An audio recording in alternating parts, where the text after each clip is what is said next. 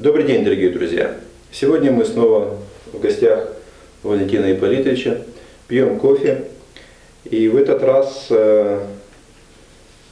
мы услышим немало историй, интересных и, главное, достоверной информации об авариях на Белоярской атомной электростанции. Ну и, возможно, еще на каких-нибудь. Во всяких авариях, в любых, не только на станциях, всегда есть два участника. Это персонал или водитель, или еще тот, кто управляет, кто-то работает там, и оборудование. Опять-таки, в любой аварии доля ответственности, будем говорить, специально ухожу от слова «вина», а доля ответственности персонала, либо конструкторов, проектантов, она совершенно разная. И в моей практике были аварии, где доля участия персонала, доля ответственности персонала была нулевая, то есть он сработал отлично и не допустил ай-яй-яй. И есть аварии, где была чистая вина персонала. Вот сейчас по них, по хронологии, буду рассказывать. В 1977 году, вот первую аварию хочу, у нас было очень много всяких аварийных отключений. Я в прошлый раз говорил про козлы, на первой очереди. Вот. Но это было рядовое, будем так говорить. Поскольку это достаточно часто случалось, то мы все к ним уже и привыкли. Вот. Так вот, авария 1977 года – это полная ответственность Силура. Вот. Его уже нет живых. Вот. Он совсем недавно умер, то есть не надо связывать с той аварией. Он ошибся, оставил без воды половину реактора и сжег каналы. Вот. ТВС, тепловыделяющие сборки. Ну а дальше вся станция пахала по замене ТВС, по козлам и так далее. Вот. То есть вот эта авария – это чистая вина персонала. Там даже попыток списать на кого-то не было. До расплавления же дело не дошло, активной зоны? Разгерметизация была, распухание, разгерметизация. Ну, обычно, опять-таки, все обычно, только тут количество было другое. Так, для первой очереди это все достаточно обычно, потому что распухание каналов у нас с 1964 года начались. Вот. И мы каждый год с ними работали.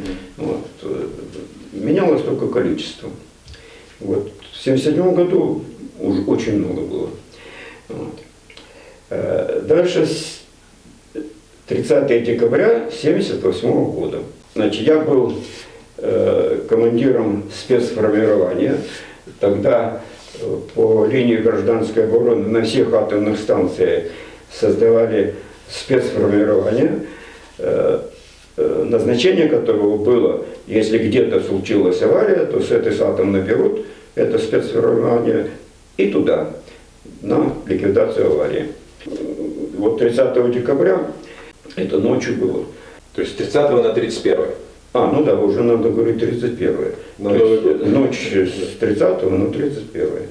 Тогда очень модно было задание партии и правительства о сокращении численности.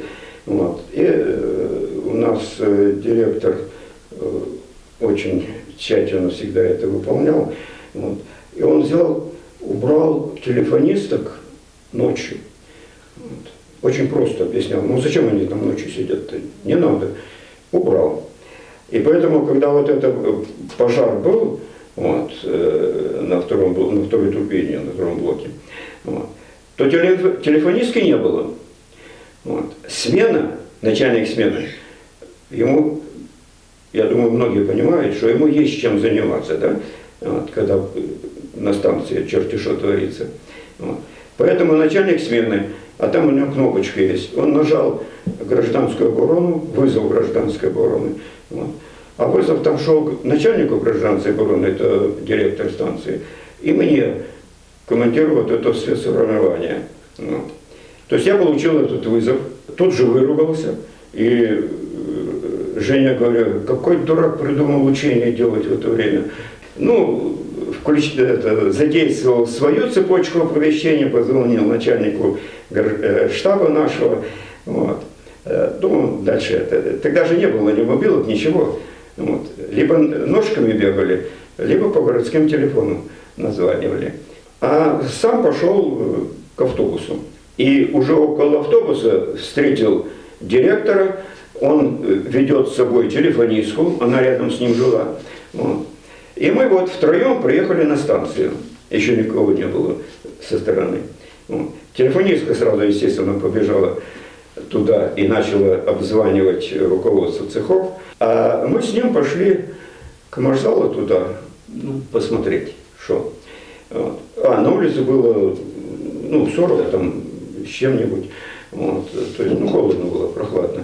Вот. Прохладно, минус 40. Вот. Ну, посмотрели, я же вообще человек-то не эмоциональный, не то, что не очень, а вообще не эмоциональный. Вот. Поэтому, посмотрел, директор рядом стоял, ахал-ухал. Но это, опять-таки, это не в том, что вот я такой хороший, он такой плохой. Разные устройства человека, и только. Вот Саша эмоциональный, я нет. Все мы разные. Поэтому я просто, рухнуло. Вот. Причем обрушение крыш в маршзалах тепловых станций – это тоже рядовая операция. Вот. Не мы первые. На атомной станции мы первые. На тепловых станциях масло горит, известно это всем. Вот. Дальше фермы. Вот. Они проседают, не выдерживают огонь под собой. Вот. Ну и рушится. Ну, то есть в ночь на 31 рухнули фермы. Ну, не знаю, два пролета, что там. Все это упало на вторую турбину. Дальше там, плюс к этому, пожар был. Вот. Выгорел, кабельные шахты погорели. Последствия были, и плюс еще приличные. Маршзал грязный был. Так, теперь причина этой аварии. Вот. Причина тоже рядовая, как на всех тепловых станциях. Вот. Турбина вышла из ремонта, у меня не записано, то есть какое-то время проработала, вот, и выбила прокладку на напоре главного масляного насоса, основного масляного насоса. Вот. Рядом недостаточно хорошо заизолированные паропроводы, вот, а у нас температура 500 была, вот, пара, вот, на первой очереди. Ну да, 500 с перегревом уже было. Перегрев, да. Уже начинаю вспоминать. Вот. Поэтому дальше пожар, и так далее. То есть причина это вот разуплотнение масла, ответственная ремонтная организация. И заказчик, конечно, тот, кто принимал. Вот это одна авария с пожаром. Вот. Следующая у нас была 22 февраля 1982 года. Вот тут я уже участник, вот, как руководитель. Вот. А авария вообще была очень такая необычная. Значит, 22 февраля сработала цепочка БАС, быстрой аварийной защиты, но сработала она не с головы, не с реактора, а с хвоста. Вот. То есть она отключила питательные насосы, вырубила турбины, вот, и на реактор перестала поступать вода. То есть реактор остался без охлаждения.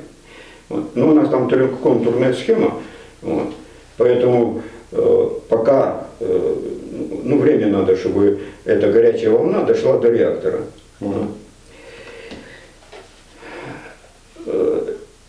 Мне совсем месяц тому назад, и вот он мне рассказал, как происходило нажатие кнопки. Вот. Потому что мне-то доложили, что начальник смены дал команду, мы отключили аппарат. Ну, нормально, все правильно. Вот. Но это просто интересно, как люди работают. Вот.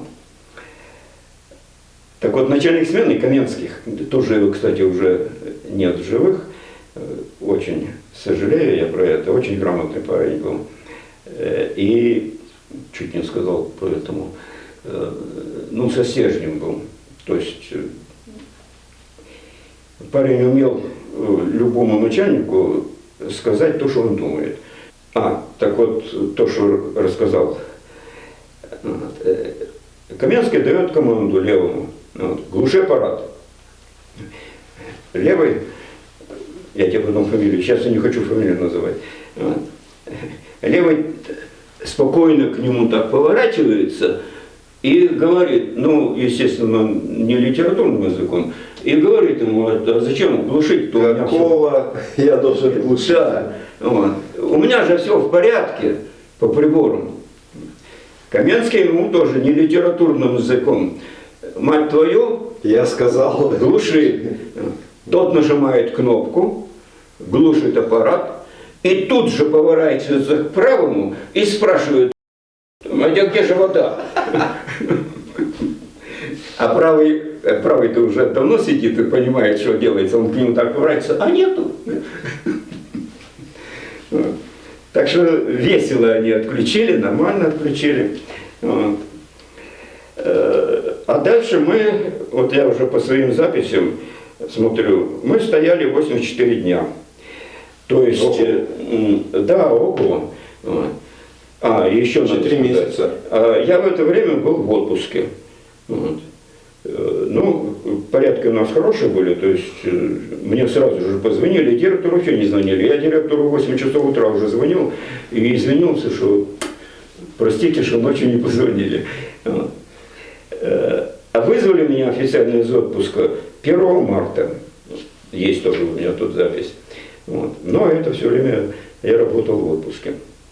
Так вот, почему стояли тут так долго? Самое основное, всегда нужно, я всегда это подчеркиваю. Вот. Предельная температура по оболочке ствола 720 градусов было.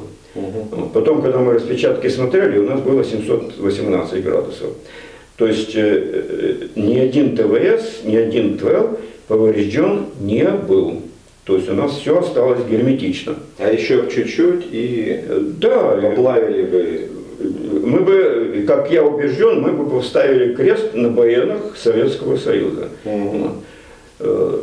После такой аварии, ну как эти французы по парогенераторам остановили свои баяны. А после такой аварии да, никто бы не стал. Никто бы не решился дальше развивать. Вот. Поэтому, когда я бываю на Белоярке, я всегда вспоминаю Каменского, я всегда вспоминаю эту вахту. Вот. Отлично ребята сработали. Вот. Но это по ТВСам. А вот дальше, когда мы глушили, вот у меня записано, когда я уже там был, вот, второй р не дошел 470 миллиметров до конца. То есть остальные регулирующие вошли в зону, аппарат заглушили, вот, а один АР не дошел. АР это автоматический регулятор. Вот. Их два. Один дошел, другой нет. И потом уже, когда разбираю, а это же под натом, это же все делается под водой, хотел сказать, под натрием. Да. Это еще хуже, чем под водой, сложнее, вернее. Вот.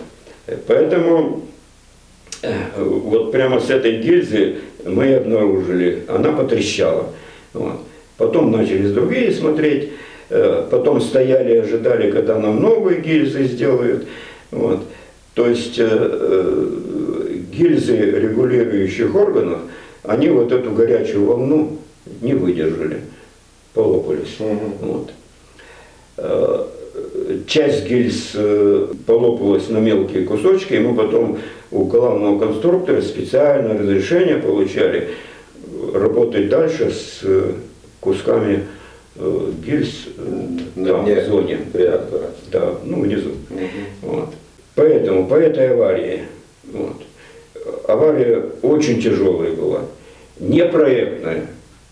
Ни один проектант не придумывал такой сценарий. А причина была, земля была на кране центрального зала, вот, и была посадка напряжения в цепи постоянного тока. Вот. И почему-то эта посадка, они потом реле меняли тут в этой цепочке. То есть проектантам там тоже было чего делать. Так вот в этой аварии персонал сработал не просто на отлично, а уникально сработал. Грамотный персонал, это первое. Второе, он не боялся. Вот это я часто это замечаю. Человек боится нажать на кнопку АЗ. Вот одного я такого заметил, и я его сразу отстранил. Вот. Но он хороший наладчик потом стал. Но не оператор. Так вот эта смена сработала выше всяких похвал. Чего мне сейчас жалко, и вот я себя виню, вот, а мы никак их не отметили. И я потом начал говорить вот то, что я сейчас говорю. Вот. Последний раз в 99-м был на Белоярке, вот последний раз на Белоярке я говорил такие слова. Вот. Но это потом. Каменские, правда, и ребята там живы еще были, то есть они в конце концов услышали, что они хорошо сделали. Вот. Но не сразу. Так, это вот эта авария. Дальше Белоярка. Чтобы с Белояркой закончить, в интернете нашел. Нет, пардон. То, что я в интернете нашел, я и говорить не буду. Там такая ерунда, что есть какая-то по этому третьему блоку. Другое, вот то, что я знаю, в 2000 году станция была, авария в сетях, вот, и станция была отключена от сетей. То есть включили дизеля, вот, то есть станция осталась на собственных нуждах. Там где-то у меня записано, что через 9 минут сети подключили. То есть опять-таки персонал станции, это в сентябре 2000 года, при потере внешних сетей на станции, вот, он нормально сработал. Удержал на собственных нуждах все это. Вот, обеспечил охлаждение, и так далее. То есть хорошо сработал. Поэтому по Белоярке у нас вот только половину, когда реактора сожгли, вот это чистая вина персонала. Вот. Остальное мы исправляли ошибки проектантов и этих самых конструкторов. Вот. И по Запорожью я хочу сказать. Вот на Запорожской атомной и на Чернобыльской атомной станции на площадке управляли начальники стройки. На всех остальных атомных станциях и на Белоярке, откуда я приехал, там директор станции был голова. Вот. То есть эксплуатация управляла и городом, и на площадке, и так далее. И вот опять по Лобановскому, на мою думу, если как я думаю, вот, это одна из причин вот этих аварий 1985 года на Запорожском, на втором блоке, и Чернобыле. Одна только из причин. Вот. Так вот, в мае, вернее в апреле 1985 года, а 9 мая 1985 года, если посчитать, как раз 40 лет было, вот, начальник стройки, вот, и примкнувший к ним директор станции, к нему, вернее, примкнувший директор станции, решили сделать подарок партии, правительству, народу, наверное. Вот. Включить второй блок в сеть. Раньше срока. Да не только раньше срока, а на блоке не было проведена пусконаладка. Вот. То есть блок был без электрозадвижки, были без электропитания, то есть ребята вручную их крутили, вот, а задвижки там и крутить там. Не маленькие, да. Вот. Поэтому, блок не налажен был. Вот. То есть насосы крутились, это контроль за аппаратом был, а арматура электрифицированная не работала. И они в процессе вот этих попыток пустить аппарат, вот, они раздавили дренаж, лопнул трубопровод, 20 мм трубопровод лопнул, и сдренировали корпус реактора. Вот. То есть оголили зону полностью. Вот. Но дуракам везет. Зона была свежая. Да. Поэтому заполнена она или с водой, или без воды, зоне было наплевать. Она не обратила на это никакого внимания, в отличие от Чернобыля. Поэтому вот в 1985 году на Запорожье была попытка, я называю, попытка сделать Чернобыль. Ну, зона была свеженькая, все хорошо. Не отработано. Вот. Они скрыли. Но в Советском Союзе это тяжело было чего-то скрывать при таком количестве участников. Есть добрые люди. Да. Вот. И в конце концов, как бы до этого дошло. И в конце июля меня Веретенников вызывает на Запорожье. У них там комиссия работает. Ну, я еще по телефону говорю, там ВВР, ну, чего мне туда приезжать? Вот. Приехал на Запорожье. Вот. Он мне в коридоре, вот, не на комиссии, он мне говорит, давай директором сюда. Первое, что я сказал, да ты что, я ж не ВВР, не это. Вот. Ну, потом поговорили тут. Ну, в общем, короче, он убедил, я согласился, что, ну да, надо приезжать и начинать наводить порядок. Вот. Ему то же самое, как и мне, он с Белоярки. Вот. Совершенно не нравилось, что вот на станции управляют строители. Вот. Директор стройки, начальник, вернее, стройки назывались, он без пропуска ходил на станцию. Я уже когда директором был, я про это случайно узнал, и тут же режимщику нашему директора говорю, вы что, ребята, совсем уже? Так вот, по этой аварии. Вот.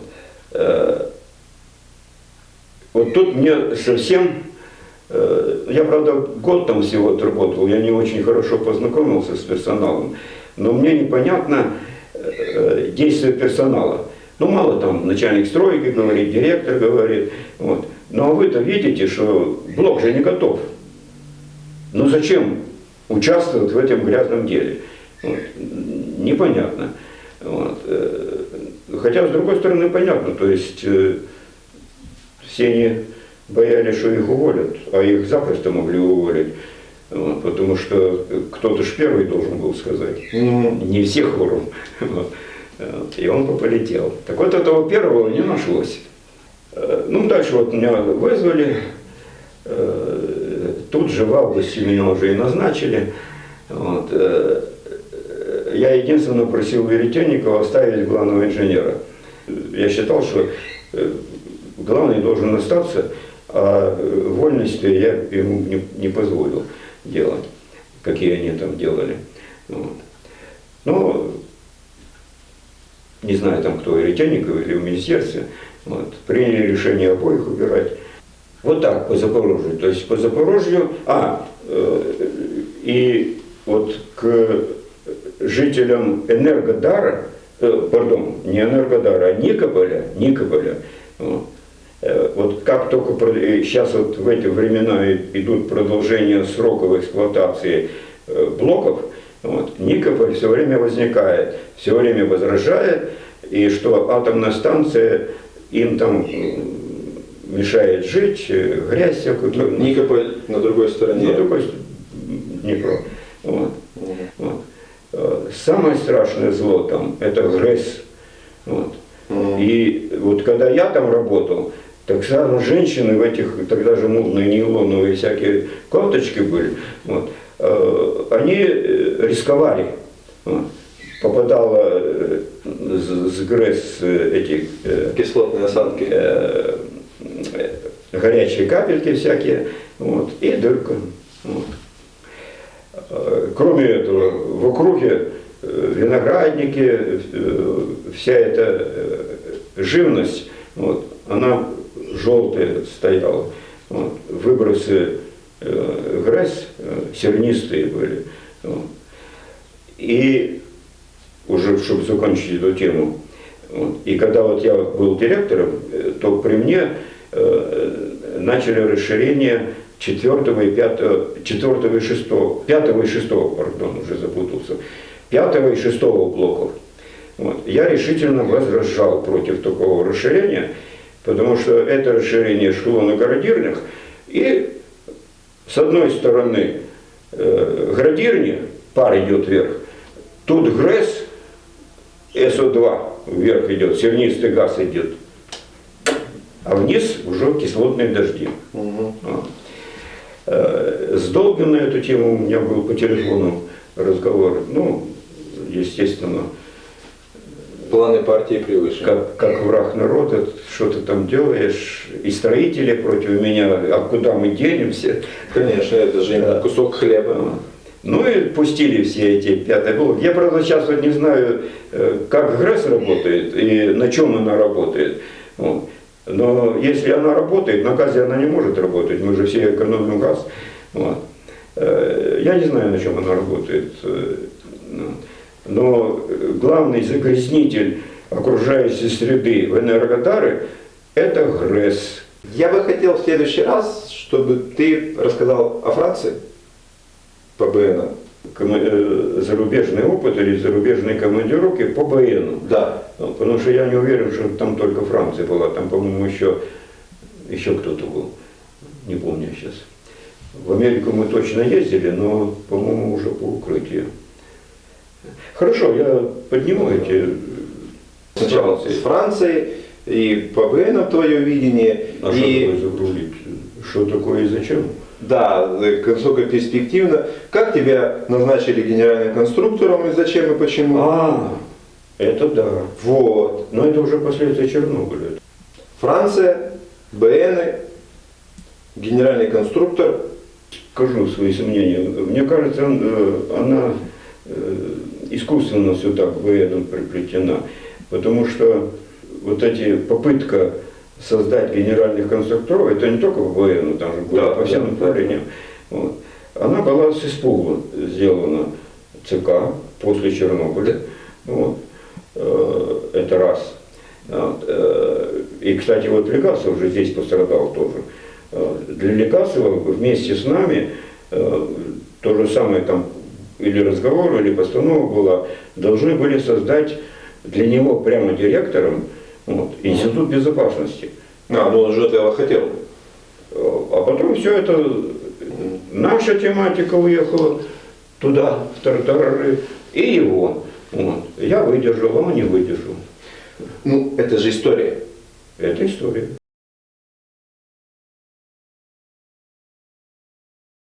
Первый раз за рубежом, но впечатляло. Я думаю. Да еще куда? Во Францию, а не в соцлагерь. Да. И никуда, а в Париж. Вот, а в Париж. Нам же вообще запрещено было по одному ходить. Вот. Мы могли только парой или компанией. И один раз вечером шли, по каким-то, не главным улицам, и проходим, женщина стоит. Вот. И вдруг она перед нами такой, распахивается. Мы оба уж советские, глаза вниз и бегом.